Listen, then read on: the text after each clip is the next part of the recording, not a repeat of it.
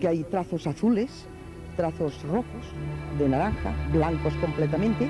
Este pasó con rapidez, pero los pocos que estábamos aquí los vimos. Sí, o sea, ver las luces de un avión característico y oír su sonido.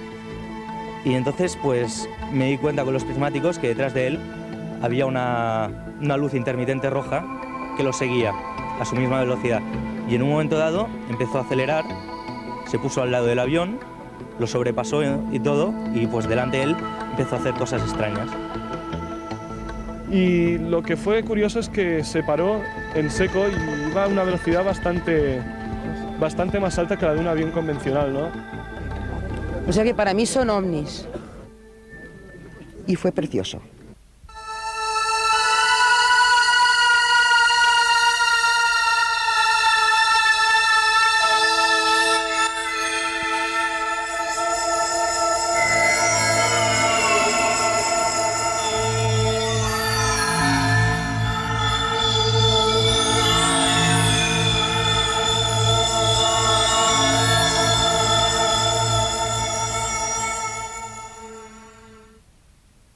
Este es nuestro hogar, nuestro mundo.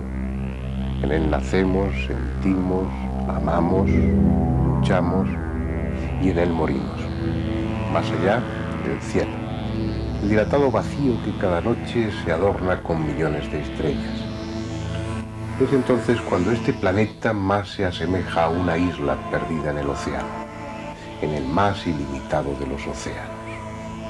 No es extraño que el hombre antiguo considerase a la Tierra como el centro de todo y pensara que esas pequeñas luces de la noche no eran otra cosa que un adorno puesto ahí por el capricho de los dioses.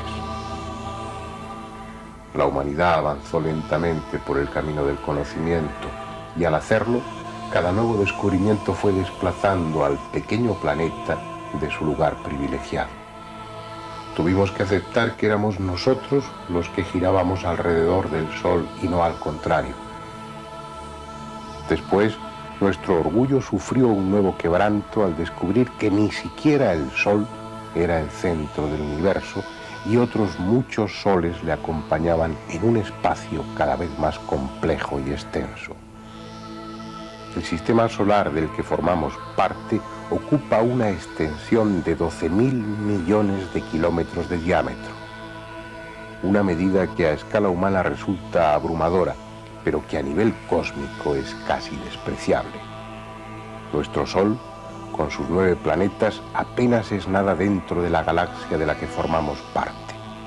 Un cúmulo estelar constituido por 200 o 250.000 millones de soles. Pero es que esa galaxia que llamamos Vía Láctea y a la que pertenecemos, con su diámetro de 400.000 años luz, es, a su vez, una tenue mancha de luz en el espacio. Una más entre los centenares de millares de millones de galaxias que constituyen el universo conocido. Plantear a la luz de esos datos que la Tierra es el único lugar con seres inteligentes es tan estúpido como narcisista.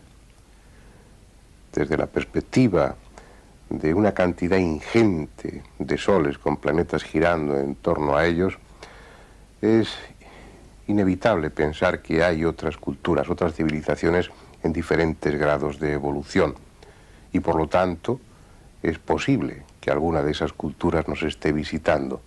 Sin embargo, las distancias a recorrer son tales, son de tal magnitud, que parece imposible que una de esas civilizaciones pueda llegar hasta aquí por avanzada que esté técnicamente. Nuestros vecinos más próximos, los otros planetas del sistema solar, deben ser descartados. Sus condiciones ambientales resultan incompatibles con la existencia de animales suficientemente evolucionados como para albergar un cerebro inteligente. Puede que en esos infiernos humeantes o en esos páramos desolados luchen por su existencia hongos y bacterias, pero no otra cosa. Ni siquiera Venus o Marte, los planetas inmediatos hacia los que el hombre levantaba esperanzado la mirada, han resultado ser medianamente confortables. Venus tal vez lo sea en el futuro y Marte puede que lo haya sido en el pasado, pero no ahora.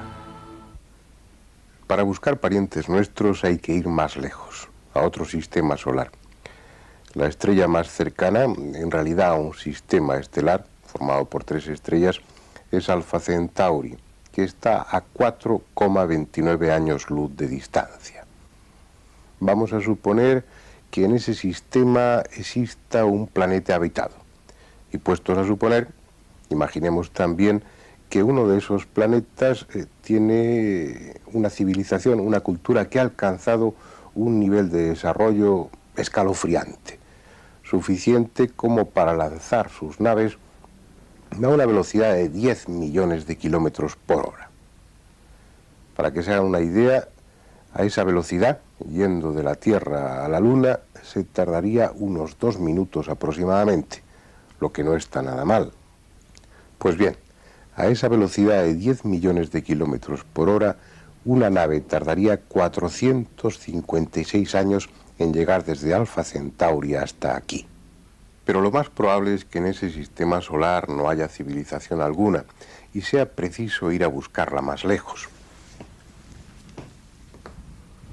Teniendo en cuenta la magnitud de las distancias a recorrer, a los científicos escépticos no les falta razón cuando niegan la posibilidad de que estemos siendo visitados por extraterrestres. Pero los científicos escépticos pueden equivocarse. De hecho, se han venido equivocando tenazmente desde hace millares de años, y la ciencia ha avanzado a costa de ir enmendando sus errores. Además, a estas alturas, no se puede negar la evidencia proporcionada por millones de testigos y todo tipo de pruebas. Así pues, o existen otras formas diferentes de recorrer el universo a las que imaginamos, o ellos, los tripulantes y los ovnis, son tan de aquí como nosotros mismos. Cualquiera de esas dos posibilidades es absurda, pero mucho de lo que rodea al fenómeno ovni es también absurdo, así que no hay por qué sorprenderse. Además, absurdo o no, estamos aquí para hablar de ello, así que lo haremos. Y comenzaremos por el principio. Un principio que inevitablemente nos lleva a referirnos a Kenneth Arnold. Este es nuestro hombre, un pequeño empresario de Estados Unidos que el 24 de junio de 1947 despegó con su avioneta del aeropuerto de Chenalis, en el estado de Washington, con rumbo a Yakima, en ese mismo estado. No tenía prisa y se desvió para intentar localizar los restos de un avión de la Marina que se había estrellado en el monte Rainier. Y cuando llevaba 2 o 3 minutos en ese nuevo rumbo, los vio. Eran 9 objetos brillantes que volaban en dirección norte-sur a una altura de 3.000 metros. En un principio pensó que se trataba de un nuevo tipo de aviones, sin timón de cola, pero al realizar una maniobra de giro, los 9 objetos mostraron su auténtica forma, casi circular, y la ausencia de hélices o de toberas. Ese día se acuñó el término platillos volantes, que tanto molesta a algunos ufólogos, pero el término no surgió para describir la forma, sino por algo diferente. Cuando a Kenneth Arnold le preguntaron los periodistas sobre los objetos y su forma de desplazarse, él dijo que se movían en el aire describiendo parábolas y puso un ejemplo. Dijo, igual que cuando se arroja un platillo sobre la superficie del agua y se va moviendo tangencialmente a ella. La forma de esas naves, tal como Arnold las describió, era algo diferente a la de un platillo, con una parte delantera circular y ligeramente triangular por detrás. Probablemente tampoco esa descripción fue del todo exacta, porque unos días después, el 7 de julio de 1947, otro norteamericano, William Rhodes, fotografió un ovni muy parecido, y cuando Kenneth Arnold publicó un inevitable libro sobre su experiencia, los ovnis que ilustraban la portada eran como el que fotografió Rhodes. Pero aunque el testimonio de Arnold figure el primero en la historia actual del fenómeno ovni por la gran difusión que alcanzó, lo cierto es que otros los vieron antes. Por ejemplo, 3 días atrás, el 21 de junio de 1947, se vieron 6 objetos volantes no identificados sobrevolando la isla de Maury, en el estado de Washington, y también ese mismo día los vieron en el estado de Oklahoma.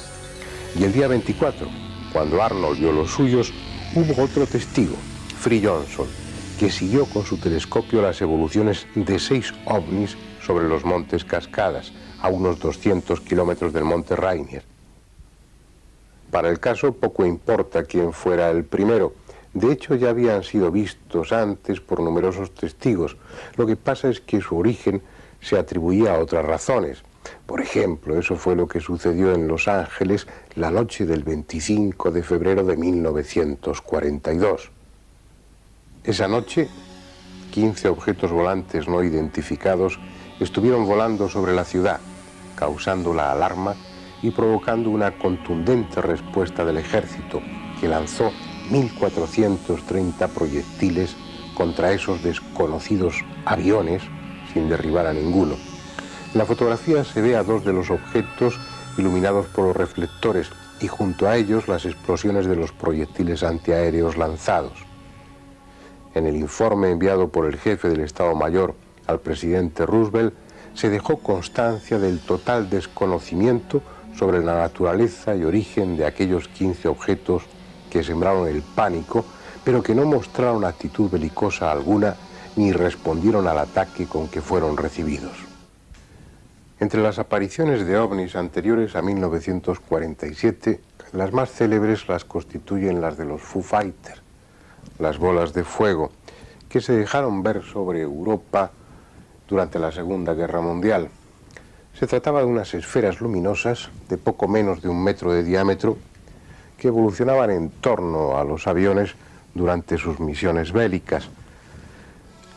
Los aliados pensaban que se trataba de un arma secreta de los nazis, y los nazis pensaron lo contrario, que se trataba de un arma secreta de los aliados. El final de la guerra vino a demostrar que ni unos ni otros eran los responsables de aquellas misteriosas esferas luminosas, sino que se trataba de algo cuyo origen se desconocía. De aquella época se conservan 2 fotografías, 2 viejas fotografías ya clásicas, en las que pueden verse, aunque no muy perfectamente, a esos Foo Fighters junto a los aviones de guerra. Esta es de 1944.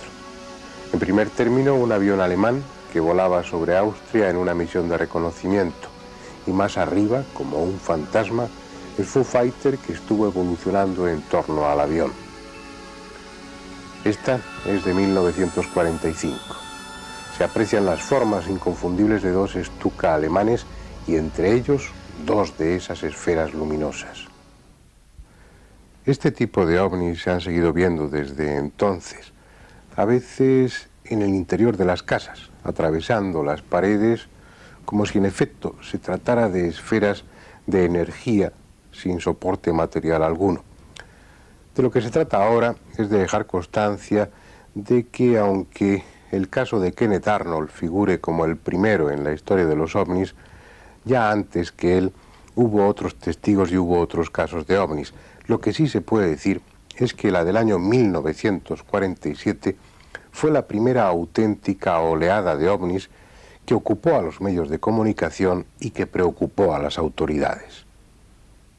Los ovnis se dejaron ver en esos días como si quisieran hacer una exhibición, un alarde de su presencia en nuestro mundo.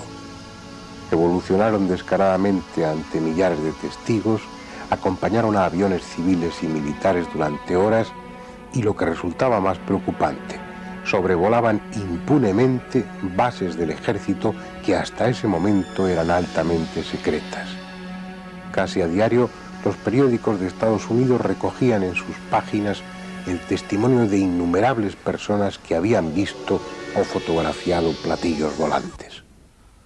La cuestión era si tales artefactos podían atribuirse a alguna nación de este mundo, y aunque atípicas, esas fuesen misiones de reconocimiento con vistas a un posterior ataque o a una invasión. No era una idea descabellada. Al terminar la Segunda Guerra Mundial, los vencedores tuvieron acceso a diferentes proyectos nazis bastante revolucionarios en el campo de la aeronáutica, y no faltaron filtraciones en las que se aseguraba que los ingenieros alemanes estaban desarrollando, al menos sobre el papel, prototipos con forma de platillo volante. Este dibujo corresponde a uno de ellos, la peonza voladora des Rieber. Según se afirmó entonces, tenía un diámetro de 14 metros y un peso de 3 toneladas. Estaba provisto de 5 motores. 3 de ellos, los que movían las aspas, tenían un empuje de 900 kilos cada uno, y los 2 más grandes, los que desplazaban al vehículo, proporcionaban 5.000 kilos de empuje entre ambos. Según se dijo, la peonza volante podía alcanzar los 4.200 kilómetros hora de velocidad. Este prototipo, como el plato volador de Miete o el V7, probablemente nunca existieron. Un análisis de los datos técnicos y varias contradicciones en las fechas de fabricación y las de las pruebas sugieren que tales modelos son una invención y que en el mejor de los casos no pasaron del tablero de dibujo.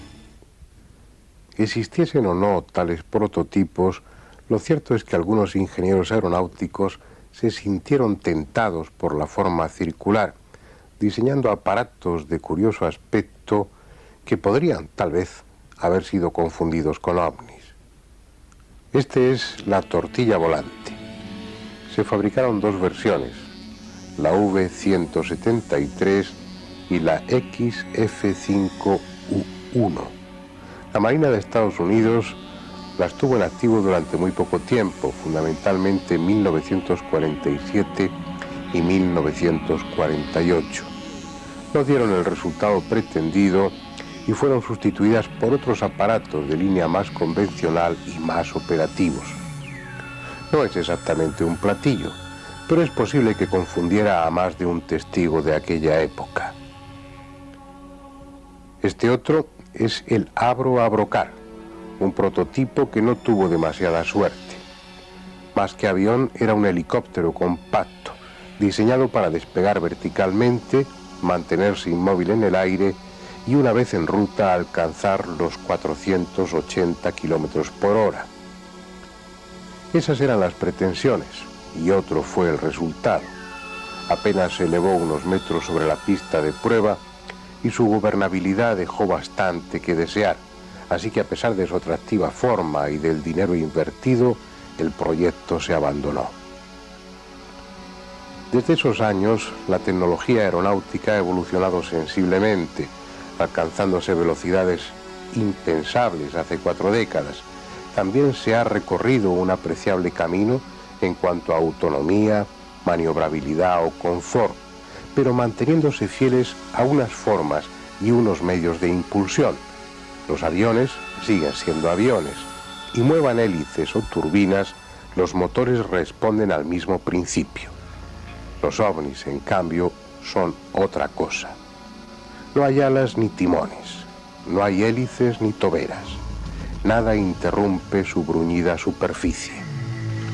La tecnología que mueve esas naves no es más adelantada que la terrestre, es radicalmente distinta. Para alcanzar ese nivel, los humanos tendríamos que seguir un camino diferente al que hasta ahora hemos seguido.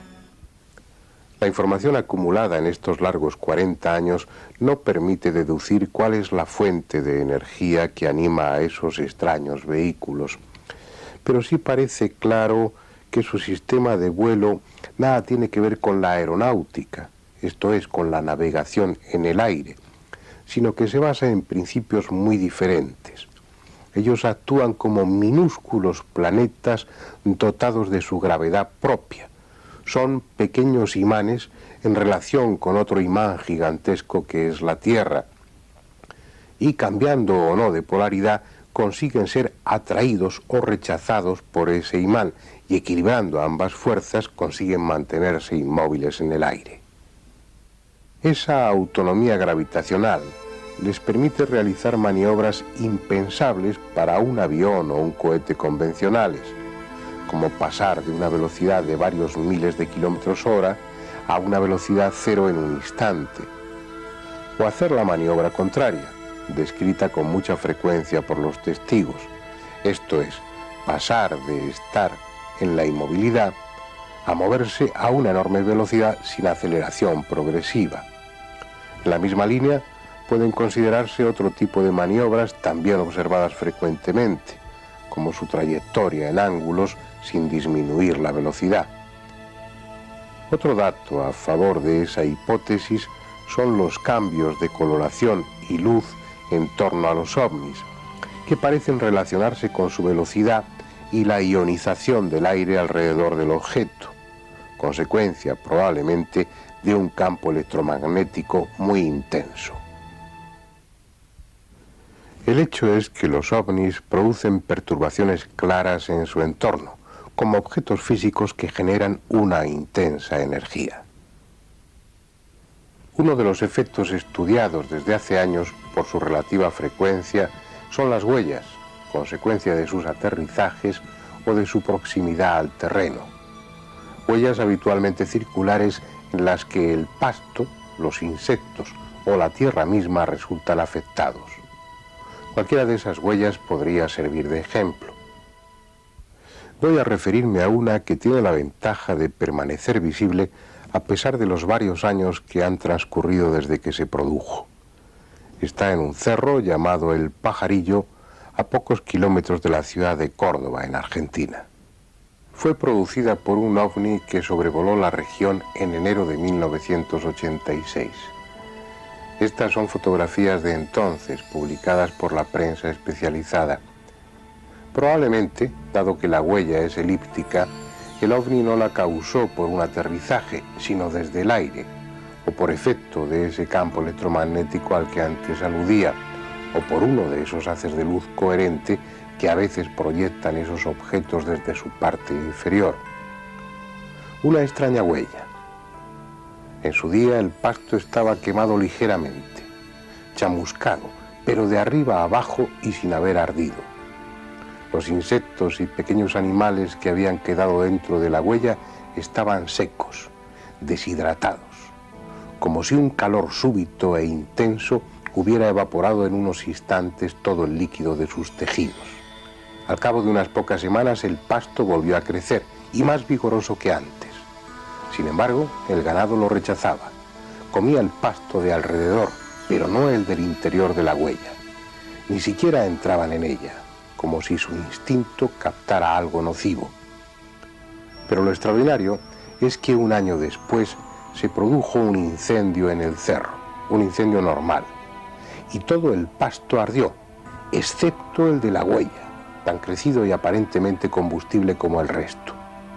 A pesar de todo, las hierbas y la tierra de la huella no mostraron nada especial cuando fueron analizados en el laboratorio. La razón de su incombustibilidad y el alejamiento del ganado no pudo ser aclarada. Cuando estuve allí habían transcurrido casi 4 años desde que se produjo la huella, desde que el ovni dejó aquella elipse sobre el cerro. No se diferenciaba del resto del pasto de aquella zona nada más que por el color, ligeramente más claro en el interior de la huella, pero ya el ganado no la rechazaba. De hecho, mi propio caballo estuvo caminando por el interior de la huella con toda tranquilidad. Sin embargo, algo diferente seguía ocurriendo. El ingeniero de sonido y yo comprobamos que en el interior de esa elipse, de esa huella, solo en el interior de ella, se producían interferencias en la pequeña emisora del micrófono. Todo indica que 4 años atrás aquella zona había estado sometida a un campo electromagnético de una intensidad extraordinaria. Sin embargo, aunque llamativos, esos hechos del Cerro Pajarillo apenas son nada, comparados con otros efectos físicos que acompañan a la presencia de los ovnis. Efectos físicos que en ocasiones pueden llegar hasta dejar a oscuras a millones de personas. Eso es lo que probablemente sucedió un día muy especial, hace más o menos 25 años, el 9 de noviembre de 1965. Ese día, exactamente a las 5:28 de la tarde, Nueva York quedó a oscuras. Ni una luz en las calles y en los edificios. Los ascensores y el metro detenidos en su recorrido. Oficinas, comercios, cines, todo lo que dependía de la energía eléctrica quedó esa noche paralizado. Pero no solo fue la ciudad de Nueva York. A esa misma hora, las 5:28 de la tarde, gran parte de la costa nordeste de Estados Unidos y una considerable extensión de Canadá quedaron también sin energía eléctrica. 36 millones de personas se vieron afectadas por el gigantesco apagón, desde las 5:28 de la tarde hasta las 5:28 de la madrugada. Durante 12 horas exactas, la quinta parte de los habitantes de Norteamérica carecieron de energía eléctrica. ¿Cuál fue la causa? En los primeros informes dados a los medios de comunicación se dijo que todo se debía a una avería eléctrica producida en una línea cerca de las cataratas del Niágara, pero esa primera información y otras que se dieron después a la prensa fueron posteriormente desmentidas. Finalmente, a las 10 de la mañana, se llegó a la conclusión de que el problema estaba localizado en la subestación de Clyde, a 15 kilómetros de Siracusa, en el estado de Nueva York. Sin embargo, cuando los técnicos llegaron allí, no encontraron avería alguna.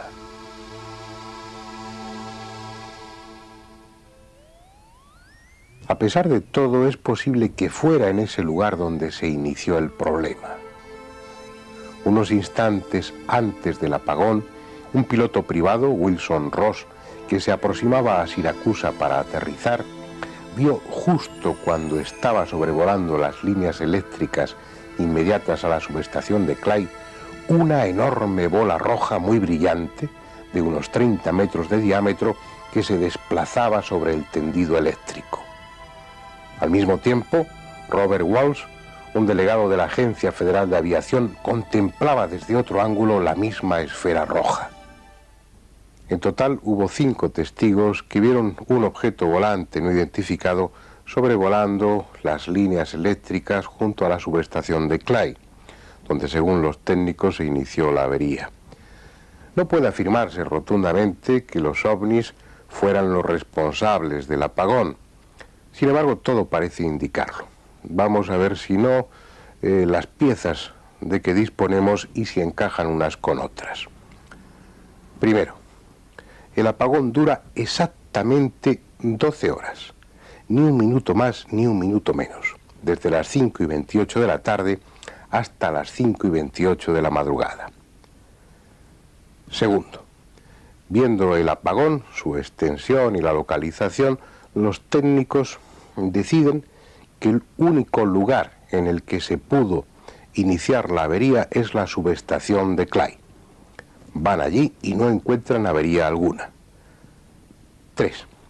Sin embargo, unos minutos antes de que se produzca el apagón, hay 5 testigos, cada uno con una localización diferente, que ven precisamente sobre la subestación de Clyde un objeto volante no identificado, un ovni, sobrevolando el tendido eléctrico.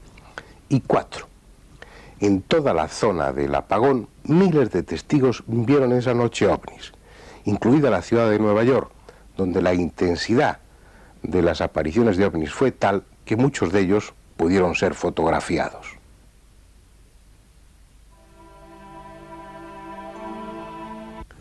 Fueran o no los responsables del célebre apagón, lo cierto es que los ovnis fueron los auténticos protagonistas de esa jornada, porque estuvieron en todos los lugares y en todos los momentos más importantes. Pero no solamente en el apagón de Norteamérica. Durante esas semanas de noviembre y diciembre de 1965, muchas ciudades del mundo, desde Finlandia hasta Argentina, sufrieron averías eléctricas igualmente extensas e igualmente inexplicables, que también se caracterizaron por la presencia descarada de los ovnis. Si fue algo intencionado o simplemente accidental, nadie puede ya saberlo. Pero en cualquier caso, se trata de fenómenos que se relacionan con el bien conocido efecto electromagnético producido por la proximidad de un ovni. Algo que induce a pensar en ellos como máquinas y no como alucinaciones. Máquinas prodigiosas, desconcertantes, pero tan materiales y tangibles como cualquiera de nuestros aviones. En los centros de seguimiento y control aéreo lo saben bien. Esas naves de origen desconocido, tan ajenas a nuestra técnica y que, según muchos, proceden de lejanos rincones del universo, han dejado sobre las pantallas de radar sus inquietantes huellas. En la mayoría de los casos en que aviones civiles o militares se han encontrado cerca de un ovni, hay que añadir al testimonio de las tripulaciones el otro testimonio frío y objetivo de las pantallas de radar, donde el objeto volante no identificado ha dibujado su trayectoria. No son imágenes holográficas ni fantasmas fabricados por el inconsciente colectivo, como sugieren algunos. Son, al menos en la mayoría de los casos, máquinas. Máquinas que vuelan, aunque al hacerlo vulneren los principios de la física que conocemos y nada tengan que ver en sus maniobras con las leyes que rigen nuestra aeronáutica. Son máquinas y como tales responden a unas formas y a unas líneas.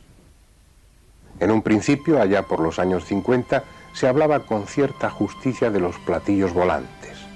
Esa parecía ser la forma predominante. Pronto empezó a hablarse de otro tipo, menos frecuente, pero visto también por muchos testigos. Naves cilíndricas de gran tamaño, enormes cigarros que parecían corresponderse con el concepto de nuestros portaaviones. Esos ovnis de varios centenares de metros serían los encargados de recorrer las tremendas distancias interestelares llevando en su panza pequeñas naves de exploración, los familiares platillos, mucho más funcionales para moverse en nuestra atmósfera. Parecía un planteamiento coherente, pero no duró mucho tiempo. Pronto había ya muchos testimonios que empezaban a referirse a ovnis con otras formas diferentes, y en tal cantidad que los investigadores que en un principio se mostraban escépticos, finalmente tuvieron que admitir que junto a ovnis con forma de platillo y ovnis con forma cilíndrica, había otros con forma triangular, con forma esférica, con forma ovoide, con forma prismática y en general casi con cualquier forma imaginable. A los testimonios se fueron sumando las pruebas fotográficas y el tema de la clasificación se hizo cada vez más difícil para los ufólogos, porque además de las diferentes formas, se añadieron detalles accesorios, ventanas, antenas, cúpulas, colores. No hay razones para negar a los ovnis la posibilidad de adoptar cualquier forma. Su medio de propulsión no requiere que tengan líneas aerodinámicas. El problema está en que esa diversidad de formas parece señalar múltiples orígenes.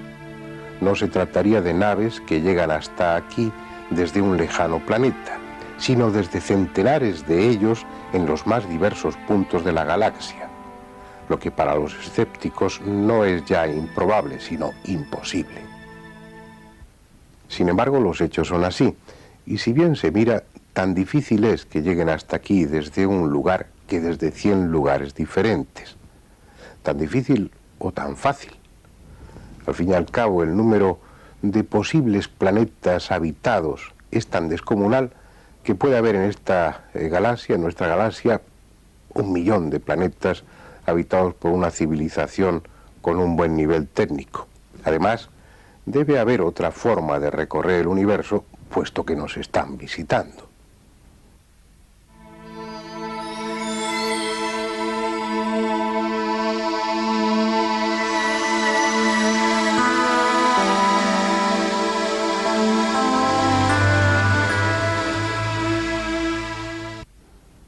Aceptemos, pues, como los hechos sugieren, que vienen desde muy diferentes lugares a bordo de sus máquinas, máquinas movidas por una energía que desconocemos y fabricadas con materiales igualmente extraños, pero máquinas al fin. Sin embargo, ¿cómo entender que una máquina pueda transformarse en vapor o simplemente desaparecer como si nunca hubiera existido? Vamos a verlo con unos cuantos ejemplos que ya son clásicos. Esta secuencia fotográfica es la de Rex Eflin, un inspector de carreteras que estuvo muy cerca de un ovni el 3 de agosto de 1965 en Santa Ana, California. Las 3 primeras fotografías las obtuvo desde dentro de la cabina del camión. Luego el objeto desapareció de su campo visual y Eflin descendió del vehículo, pero el objeto ya no estaba. En su lugar había un anillo de humo negro que fotografió también. Esta otra serie es aún más desconcertante. Fue obtenida el 9 de septiembre de 1957 en Fort Belvoir, en Estados Unidos. Se trata de un anillo que fabrica en torno a sí una nube, como si su pretensión fuera la de camuflarse. Al cabo de unos minutos, la transformación se había completado y la falsa nube ascendió hasta unirse a las nubes normales y confundirse con ellas. Si a estos 2 casos unimos otros muchos testimonios en los que se describen nubes solitarias de formas sospechosas que iban a buena velocidad, dejando incluso una tenue estela, o se movían en dirección contraria al viento, o al revés, se mantenían inmóviles mientras el resto de las nubes se desplazaban, podría concluirse en que entre las muchas capacidades de los ovnis está la de tomar la apariencia de una nube. Otras veces los testimonios se refieren a cosas más sorprendentes, a ovnis que desaparecen de un instante para otro, ovnis que están ahí, balanceándose suavemente, y en una fracción de segundo ya no están, han desaparecido, como si hubieran pasado a otra dimensión. Y es eso lo que quizás explique cómo recorren las inmensas distancias del universo, prescindiendo del espacio y del tiempo, atravesándolos limpiamente.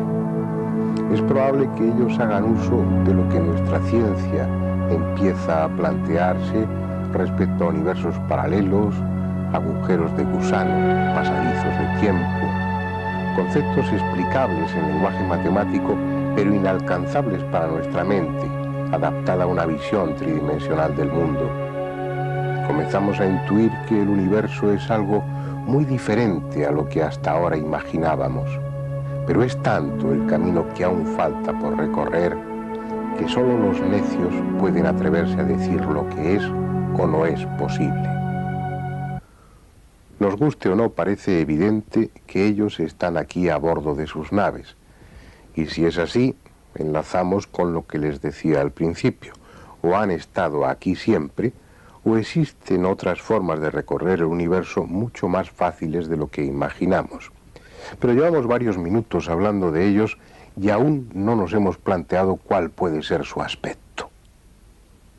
Nuestros autores de ciencia ficción se los imaginaron de las más diversas formas, casi siempre horrendas. Al fin y al cabo, los terrestres sentimos también xenofobia y tendemos a suponer que solo por serlo, lo desconocido es potencialmente peligroso. Si a ello unimos nuestro ya conocido narcisismo, nos parecerá inevitable que lo extraño, lo lejano, además de malo, ha de ser necesariamente feo y desagradable. Eso es al menos lo que se reflejaba en los relatos de ciencia ficción hasta hace unas pocas décadas. Claro está que hubo excepciones, y algunos autores aplicaron la lógica tratando de imaginar cómo serían, anatómicamente hablando, los hipotéticos habitantes del árido Marte, el húmedo Venus o el gigantesco Júpiter. Lástima que el tiempo viniera a demostrar que en esos vecinos planetas no es concebible la vida tal como la conocemos. El único camino sensato para deducir cómo son o cómo pueden ser los extraterrestres que nos visitan es considerar qué condiciones debe cumplir una criatura que albergue un cerebro inteligente y que tenga posibilidad de manejar instrumentos y desarrollar una tecnología. El modelo debemos buscarlo en lo que tenemos al alcance de nuestra mano, es decir, en lo que ha sucedido en nuestra propia Tierra. En este mundo la única especie inteligente y tecnificada es la humana. Esa forma, nuestra arquitectura biológica, no corresponde a la casualidad. Vamos a verlo. Tratándose de una criatura inteligente y hábil, es necesario que camine erguida, asentada sobre sus extremidades posteriores, en este caso ya inferiores. ¿Por qué? Porque de esa manera le quedan libres sus extremidades anteriores, lo que resulta imprescindible para manejar instrumentos, para manipular una lanza o las teclas de un ordenador, para coser sus vestidos o pintar un cuadro. Por esa misma razón, los brazos no pueden terminar en cascos o en pezuñas, sino en manos con dedos articulados. El cerebro, el sistema nervioso central, la parte más importante de nuestro organismo, debe estar protegido por un fuerte caparazón óseo y tener lo más cerca posible los sentidos que le permiten relacionarse con el entorno: la vista, el oído y el olfato. Si además la cabeza está allá arriba, su posición resulta óptima para tener información de cuanto nos rodea. Y así podíamos ir enumerando detalles, pero la conclusión final sería que esta forma, la que tenemos, es la más adecuada para albergar a un cerebro inteligente. En definitiva, la naturaleza ha tenido centenares de millones de años para experimentar, y si ha elegido una forma como la humana, no ha sido por casualidad, sino, como siempre, porque le sobraban razones. Así pues, sean con manos de 5, 4 o 6 dedos, más altos o más bajos, con más pelo o sin él, lo cierto, o lo probable al menos, es que los extraterrestres se parecerán bastante a nosotros. Y eso es lo que se desprende del testimonio de aquellos que los han visto. Este boceto corresponde a unos de los primeros extraterrestres con los que tomó contacto un humano, el pintor italiano Ioannis, en agosto de 1947. Después serían vistos otros muchos de características similares, con poco más de 1 metro de estatura y una gran cabeza. A ese tipo de alienígenas hubo que unir inmediatamente otros de aspecto diferente, vestidos con atuendos igualmente distintos. Estaturas que llegaban hasta los 3 metros, ojos de todo tipo, piel de los más variados tonos, escafandras en algunos, trajes negros, plateados, escamosos, brillantes, unos de rostro angelical, otros repulsivos, algunos decididamente robotizados. En pocos años hubo material suficiente para intentar una clasificación, y se han hecho muchas.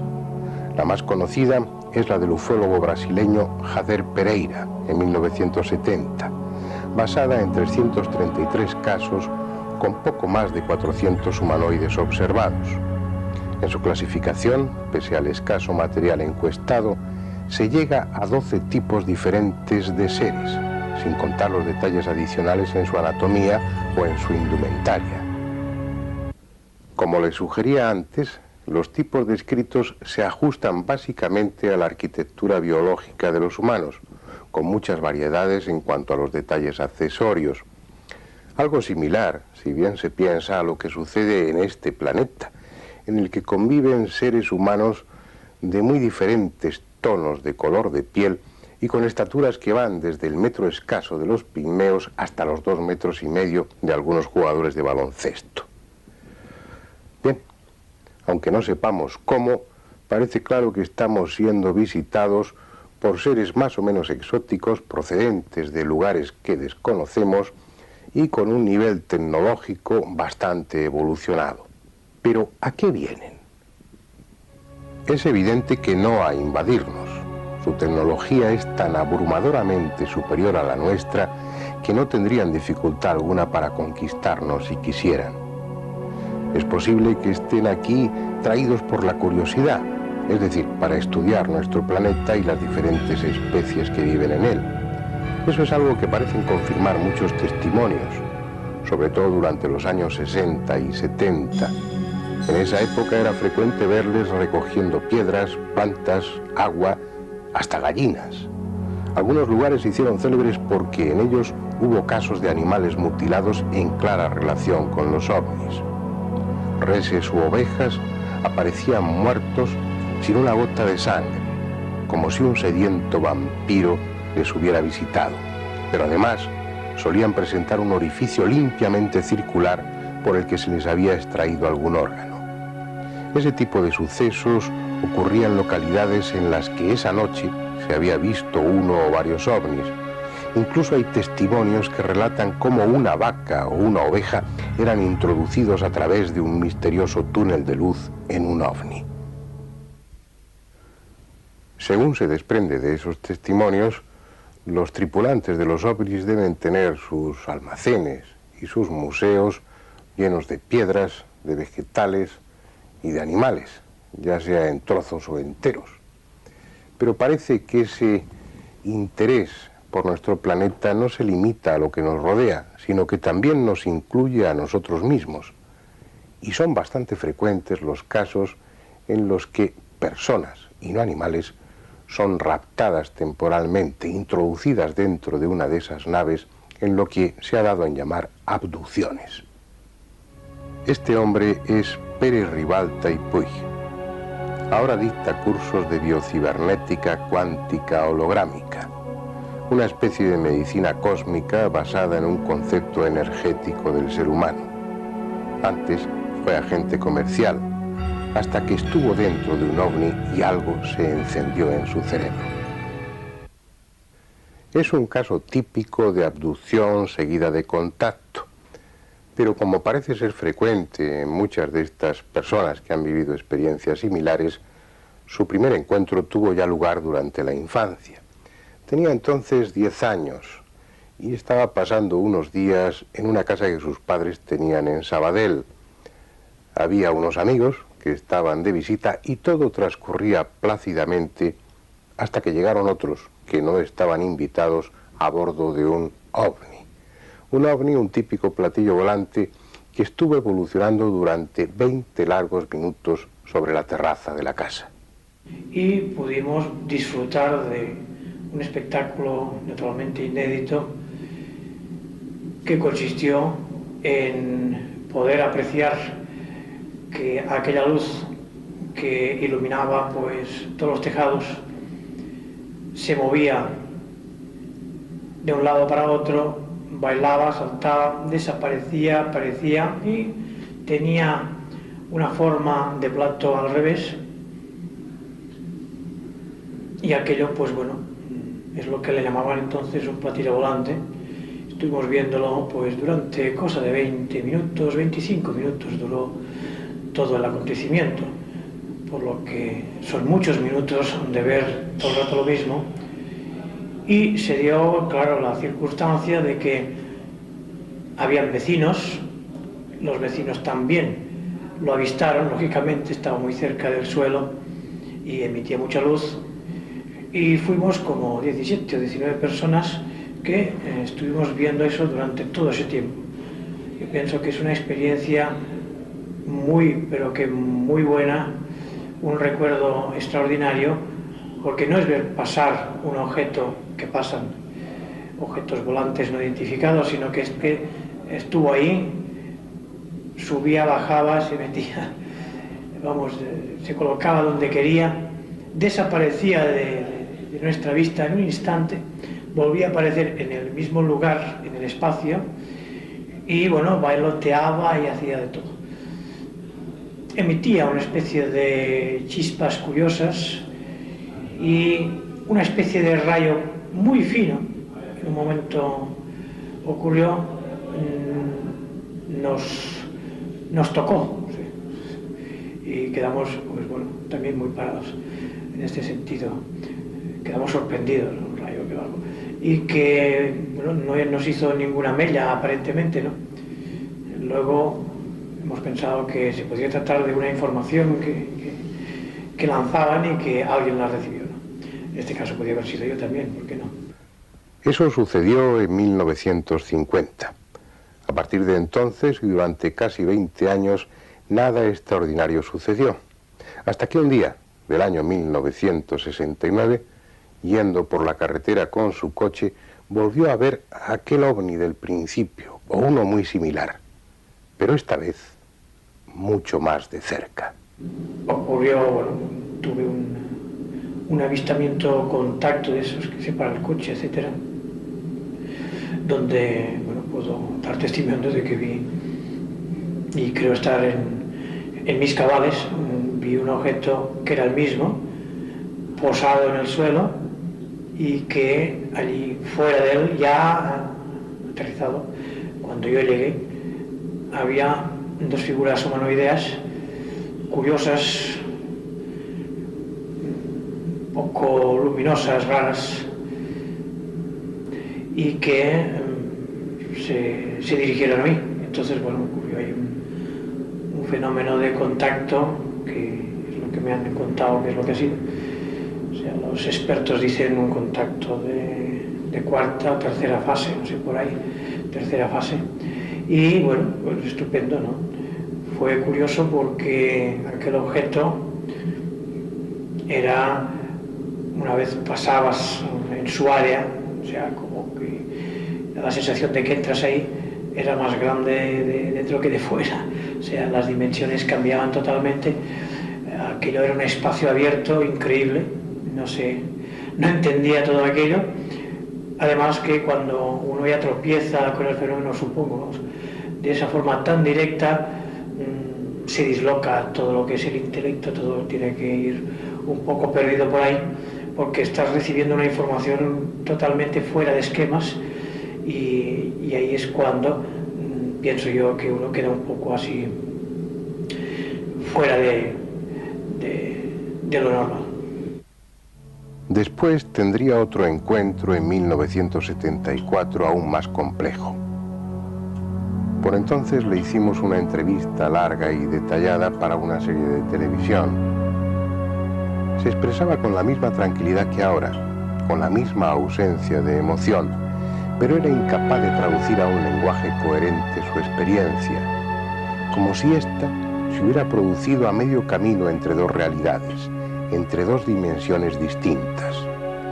Sus interlocutores eran rubios, pero apenas sabía nada de sus rostros. No estaban desnudos, pero su ropa parecía formar parte del cuerpo y era como si no estuvieran vestidos. Su nave no era un vehículo lleno de diales o pantallas, sino de habitaciones desnudas y más grandes que lo que el ovni era. Su experiencia estuvo más cerca de lo místico que de lo tecnológico, y algo que no sabe o no quiere saber sucedió en aquellas entrevistas. Algo para lo que fue seleccionado cuando tenía 10 años. Como tantos otros contactados, tiene una misión cuya dimensión ignora, pero entre tanto se ha abierto a otros campos diferentes. De su trabajo como agente comercial pasó a la acupuntura y las medicinas orientales, y de ellas a la disciplina que actualmente imparte.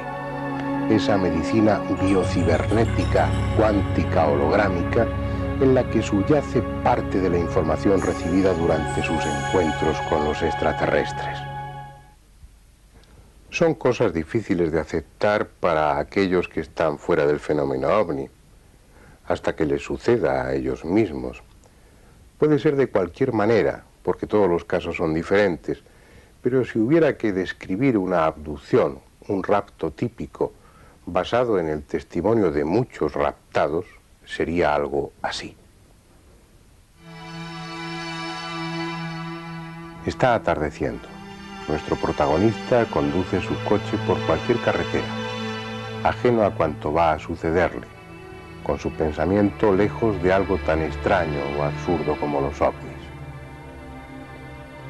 Súbitamente siente un impulso y se desvía por una carretera secundaria. No hay razón alguna para hacerlo, pero tampoco tiene demasiada prisa y además siente cierta curiosidad por ver las consecuencias de esa especie de capricho surgido aparentemente de su subconsciente. No hay tráfico alguno. Durante varios minutos circula en solitario por la estrecha carretera. Comienza a pensar que en cuanto encuentre el lugar adecuado dará la vuelta, y probablemente lo habría hecho así, pero inesperadamente el motor se para y las luces se apagan. Tras varios intentos infructuosos, decide ir en busca de ayuda, de alguna casa desde la que telefonear. Camina maldiciendo su suerte y diciéndose a sí mismo que nunca volverá a hacer caso de impulsos como ese. Caminará 100, 200 metros y en el primer recodo del camino se encontrará con ellos.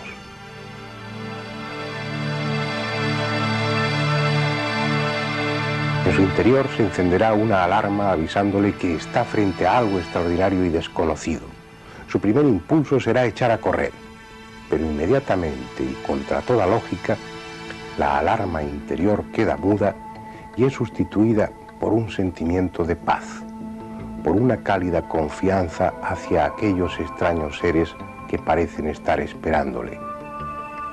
Y dócilmente se irá con ellos hacia la nave.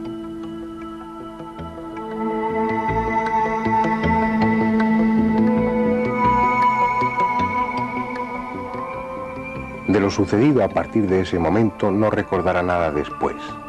Si acaso imágenes poco definidas, fragmentos en los que se verá a sí mismo tumbado en una especie de camilla, sometido a una exploración minuciosa, u oyendo frases en un idioma desconocido, o respondiendo a preguntas que le llegan directas a la mente. No sabrá el tiempo que ha transcurrido, ni tendrá memoria plena de lo que allí dentro suceda. Después, mucho después, le dejarán abandonar la nave.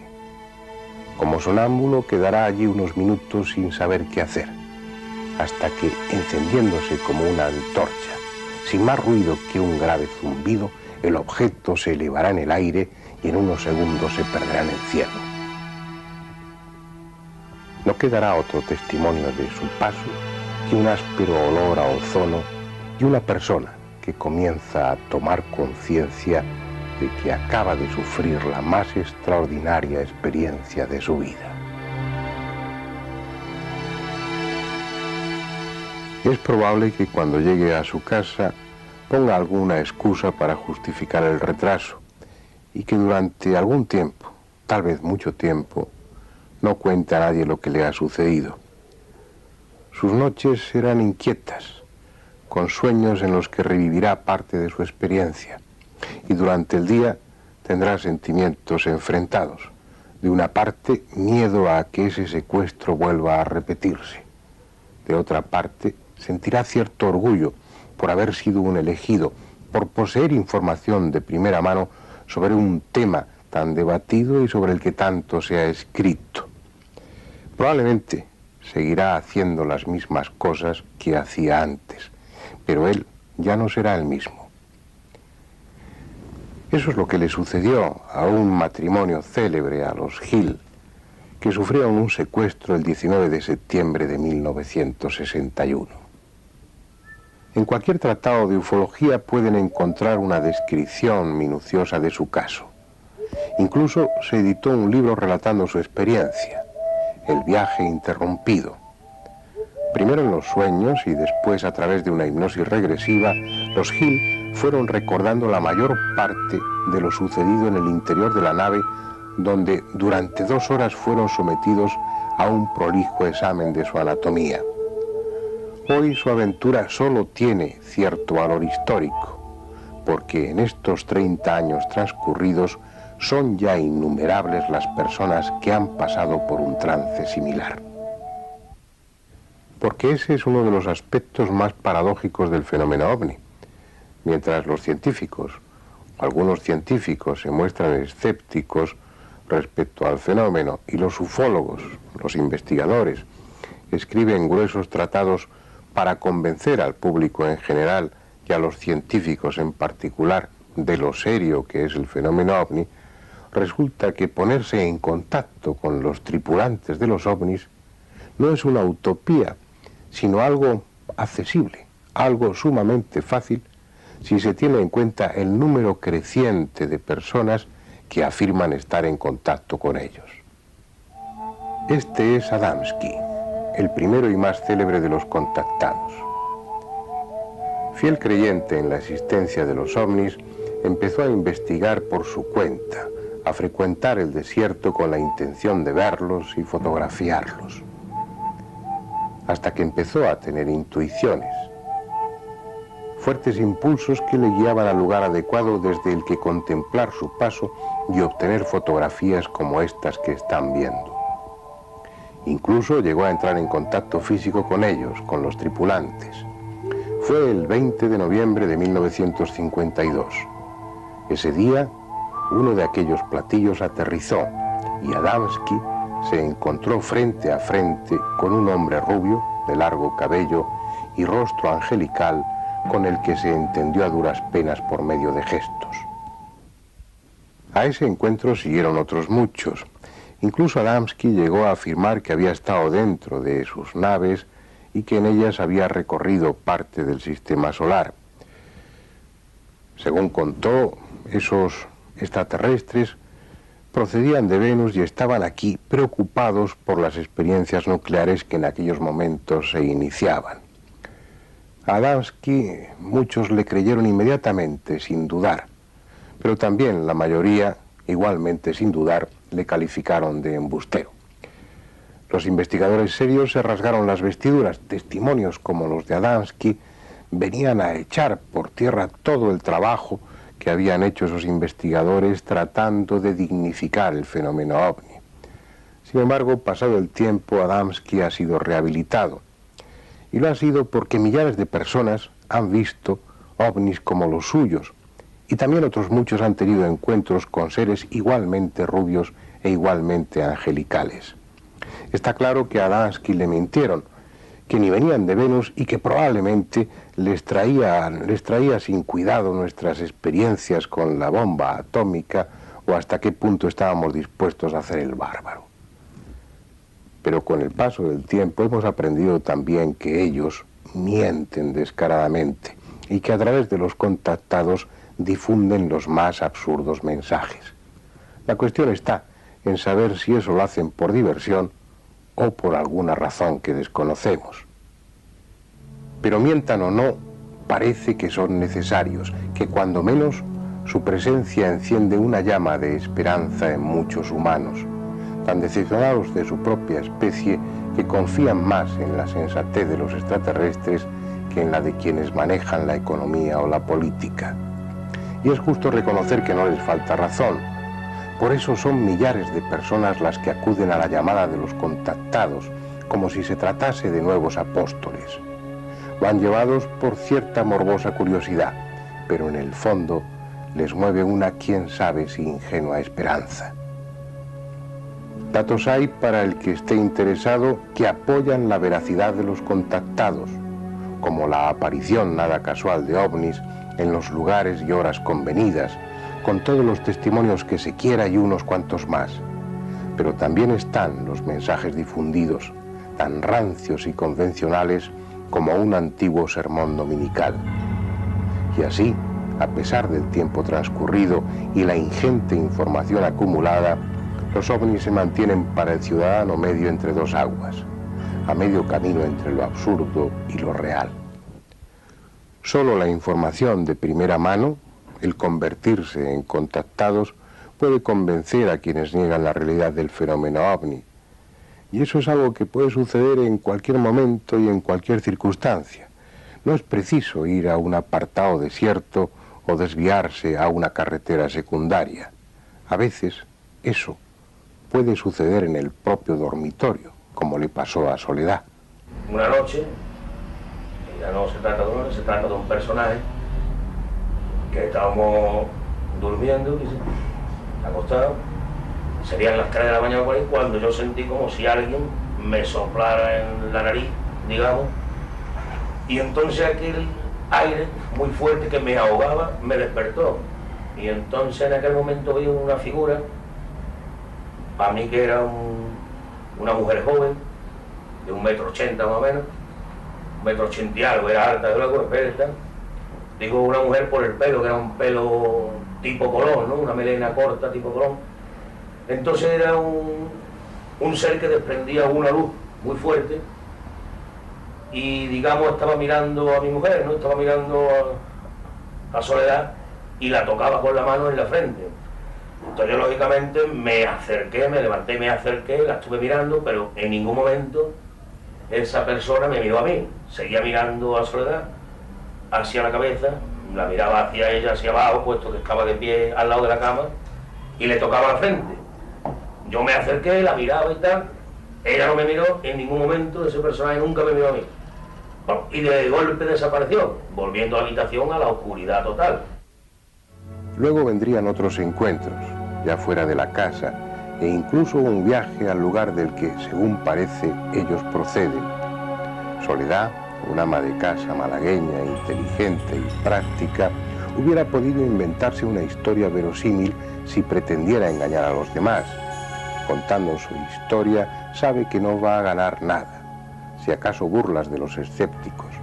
Pero es lo que ella ha vivido física o mentalmente y ha decidido contarlo, prestándose a que quienes investigan midan y pesen como quieran su relato. Era un ser vivo, era una pregunta que yo tenía en mente, y me dijo que sí, era un ser vivo. Le pregunté cómo se llamaba, me dijo que se llamaba Agniei. ¿De dónde venía?, le pregunté, y me dijo que venía de la constelación de Sirio, de un planeta que se llamaba Betanago. Después de esto fueron unos contactos que yo recibía, pues casi diría todas las tardes. Al principio eran casi todas las tardes, y siempre tenía una pregunta que yo me inquietaba y que le hacía, ¿no? Siempre me la contestaba. Empezó ya a hablarme de su planeta, cómo era. Me empezó a hablar de cosas que yo no conocía anteriormente, cómo era la Confederación de los Mundos, cómo eran las naves que se trasladaban, cómo era su fisonomía, y me la describía en sueños. Su fisonomía la veía yo en sueños como un cliché en blanco y negro, como un negativo, y yo me empecé a hacer una idea muy concreta de que ese ser era bueno y que en cierta medida quería decirme muchas más cosas. Soledad, como otros contactados, ha vencido sus reparos, si es que los tuvo, y hace público su caso, pero la mayoría guarda silencio. Los que nos ocupamos de estos temas somos confidentes de muchas experiencias parecidas que no divulgamos porque así se nos ha dicho. Unos porque ostentan cargos públicos, otros porque no quieren ser mirados con recelo, y muchos porque, pasado el tiempo, dudan si todo fue real. Pero son muchos, muchos más de los que se piensa. Abducidos y contactados son, o debieran ser, los que están en mejor situación para decirnos al resto quiénes son esos que nos visitan, cuál es su origen y cuáles sus intenciones. Pero solo saben lo que ellos les dicen, lo que ellos les dejan ver o les hacen ver. Y eso, a pesar de ser mucho, es tan poco que no sirve para convencer a quienes dudan. La única prueba, la definitiva, sería llevar una de sus naves al laboratorio y ponerla bajo el frío ojo de un microscopio. Lo malo es que ellos, sean quienes sean, no tienen interés alguno en terminar con la polémica. Como hábiles transformistas nos muestran una cara para inmediatamente después, en el instante siguiente, mostrar otra muy diferente.